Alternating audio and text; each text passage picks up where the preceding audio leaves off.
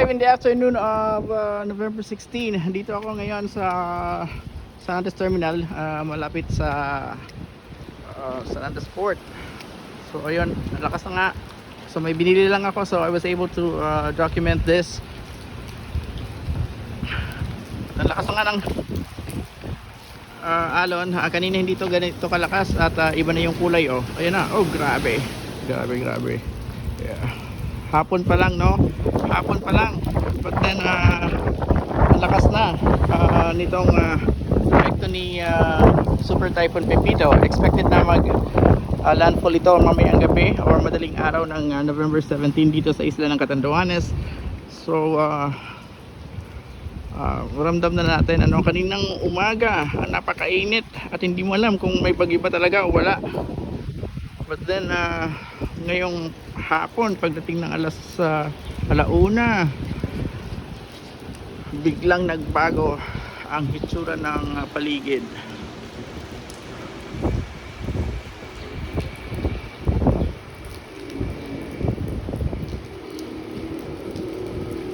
So ayan po, we're gonna take a look on the other places. Alayo muna tayo dito at takot ako, wala akong kasama, mag-isa lang.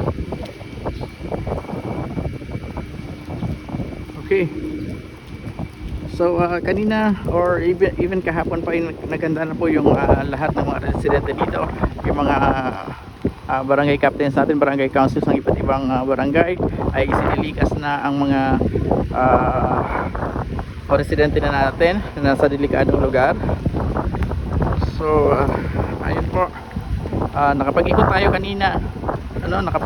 kanina sa other barangays dahil may mga nag-request sa atin na videohan natin yung papunta sa kanilang barangay.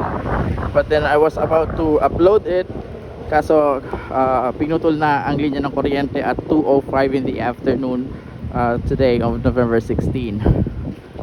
Although nakapag-announce naman po ang Ficelco na maipuputol nga nila, but then hindi na po umabot yung upload ko. As you can see, nakapag-upload po ako ng isang video, but then the rest of those I doubt kung ma-upload ko pa po dahil nalawat na rin po ang aking laptop. And pumunta sana ako sa Kumagaykay, Alibuag, Batong Paluway, Datag, and Tuminawog. Okay, anyway guys, ayun, ito po, kumakapal na yung ulap at nangingitim na. This is at 3 o'clock in the afternoon.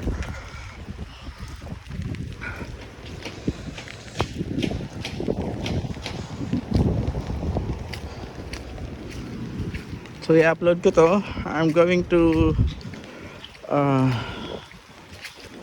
keep you on updating you as much as possible kung ano makakaya ko pong i-update as much as meron tayong signal. So hindi na tayo pinakapunta doon. Grabe, nakakatakot. Wala pa nga, andito na yung mga sinihari, make sense, sinihari. Hari na sa dagat. Oh, galing na daw to sa dagat ang mga to. So ayun po, i-upload ko na to.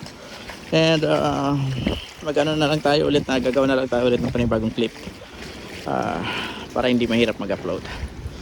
Okay, thank you so much guys. Later on tonight probably we will not be able to update you anymore dahil hindi naman po ako na lalabas ng bahay. Manatili po tayo sa mga nandito sa Catanduanes, mga Katandungan, manatili po tayo sa loob ng ating mga kabahayan ngayong gabi. At let's pray everyone na maabot ng video nito. Please pray for Catanduanes. Bukas ibang view ang makikita natin dito.